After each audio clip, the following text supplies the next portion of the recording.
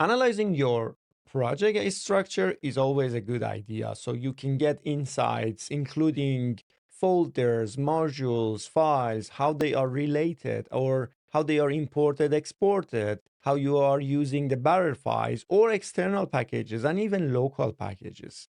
It also helps you to figure out if you are following your team's best practices and what you agreed upon to make your project more maintainable. That's where the DCM analyze structure command comes into play. Let's see what you can do with this command. Here is my project. If you look at it right now, I do have a simple Flutter application with all of these folders and files, some widgets, pages, services, models with a generated file as well. And then I do have some packages that I maintain locally, the package awesome and also a package called structure. If I open my main.dart file, you will see that I have a bunch of import and I also have imported all these two packages that I am maintaining locally. And one of these packages is actually imported conditionally. If I open my PubSpec YAML file, you will see that I have a bunch of dependencies, including the JSON annotation. I also have awesome and a structure package that is referenced to these local packages. I also have dev dependencies, including the build runner. Now, I want to go and figure out, analyze of a structure of this application. To do that, I can type DCM analyze the structure and then pass the folder that I want to check.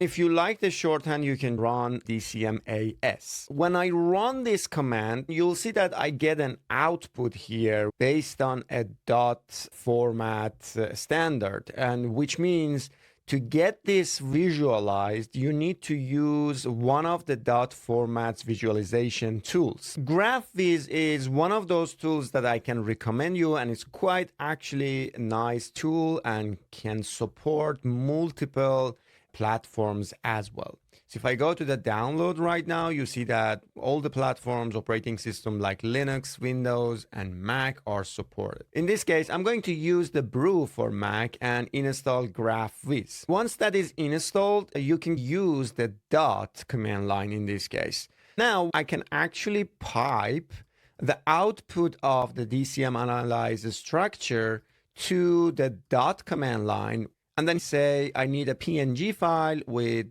this DPI, and then here is my file name. And once that is done, you will see that my picture is appearing in the root of my application at the moment. Here it is. So let's open that and take a look. Beautiful. As I said, this command is going to analyze how files are dependent on each other, from imports, export, parts, and how even they are dependent on external packages. All right, so this is the analyze. Let's take a look how you can interpret this graph. This color, as you can see, the color of the files, which is mostly like light gray, these are the nodes for the files. And then you do have this color, like on the widgets.dart, where this light steel bluish is like showing this is a barrel file. If I open the widget and then I do have the widgets.dart, this is a barrel file, just exporting everything else. And then you do have this light green or it's cyan color, as you can see. This is a generated file. And as you can see, the tests are also appearing as gray here. And if you look at the analyze of this structure right now, you see that we have also boundaries of each of these files. For example, the entire lib is just appearing here. And then you have the folders like pages, services, models, widgets, SRCs. They all come with these categories. Let's now talk about the edges. When you see there is an arrow from one file to another, the main.dart is dependent on the app.dart. The same goes for all of these arrows pointing to one file. When you see these light gray arrows, as you can see, these are indicating that all these files are actually exported in this barrel file. And now another actually type of arrows you see here, bidirectional arrows. That means, for example, models right now is using the part and part of and models.generated.dart. Then you have another type of arrows, which is like this one, is like dotted arrow. And this dotted arrow indicates that this is conditional. And this is how you read this chart. All right, this is great, but sometimes you have files that are actually located outside of where analyzer is checking, or external files. How can you recognize those files? To do that, you need to pass show external files flag, where that is going to analyze and figure out what external files are also imported. If I open the generated picture right now, you will see we have another file called external files, which is imported to the main.dart. Initially, it wasn't recognized by the command, but by passing show external files flag, you can also recognize those files. If you want to analyze the external packages and see how they are used or imported in your project, you can use show external packages flag. And if I do that right now, let me just make this a bit bigger, you will see this time we do have a more comprehensive analyze.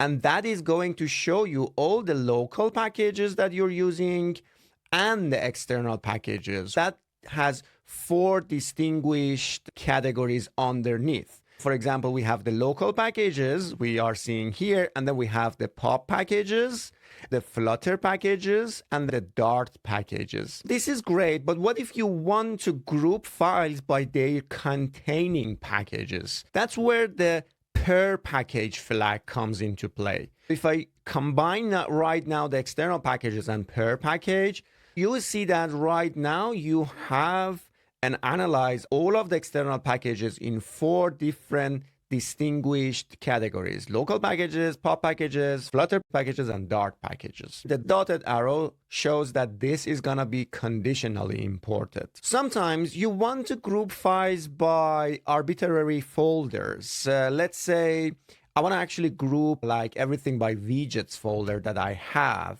here. And that's where the modules flag comes into play, where you need to pass a regular expression in this case. The first folder that matches the regular expression will be converted into a module. So let's see how it looks like right now. I have the widgets as a module here. But sometimes you want to actually highlight a particular module files or perhaps part of your structure. So that's where the highlight flag comes into place. For example, here, I want to highlight everything under the widgets that is going to be matched. So let's do that. And there you go. When you highlight a file, or maybe a folder in this case, everything under that, when I just pass this regular expression, you see that is actually turning into a red color. But what if you want to analyze a folder, but you want to exclude certain files, or maybe a folder, or maybe a pattern completely? Let's say I want to exclude all the generated files. That's where the exclude flag comes into play, and you need to pass what you are going to exclude as a globe pattern. For example, here, I'm saying everything that is a generated file, or maybe a freeze generated file, in this format, separated by a comma. All right, let's go ahead and try. Beautiful. This time, as you can see, we don't have the generated file anymore. For more information and best practices, head over to dcm.dev.